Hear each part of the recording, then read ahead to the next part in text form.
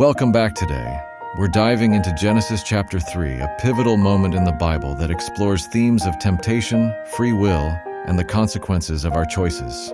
Genesis 3 begins with the introduction of a serpent, described as more cunning than any other creature. Let's read the first few verses.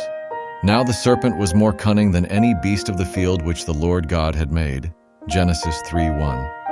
The serpent questions Eve about God's command not to eat from the tree of the knowledge of good and evil. This sets the stage for the temptation. Eve responds by saying they may eat from any tree except the one in the middle of the garden, or they will die. The serpent, however, challenges this, saying, "You will not surely die. For God knows that in the day you eat of it, your eyes will be opened, and you will be like God, knowing good and evil." In Genesis 3:4-5, here we see the serpent's deceit. It appeals to Eve's curiosity and desire for wisdom, a tactic that has been echoed throughout history. This moment raises important questions about human nature. Why do we often seek what is forbidden? It speaks to our innate curiosity and desire for autonomy. Eve ultimately chooses to eat the fruit and shares it with Adam. This act symbolizes the first disobedience to God's command. Then the eyes of both of them were opened, and they knew that they were naked, and they sewed fig leaves together. Genesis 3:7. With this knowledge comes shame and fear.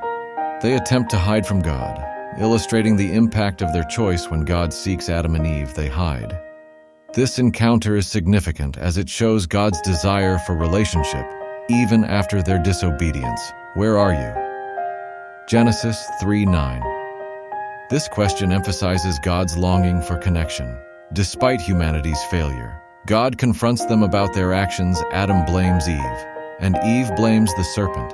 This blame shifting reflects our tendency to avoid responsibility. Because you have done this, you are cursed, in Genesis 3:14. Here, God lays out the consequences: pain in childbirth for Eve and toil in the ground for Adam. This establishes a new reality for humanity. Despite the harsh consequences, there's a glimmer of hope in Genesis 3:15. Often referred to as the proto-evangelium. I will put enmity between you and the woman, and between your seed and her seed. He shall bruise your head, and you shall bruise his heel.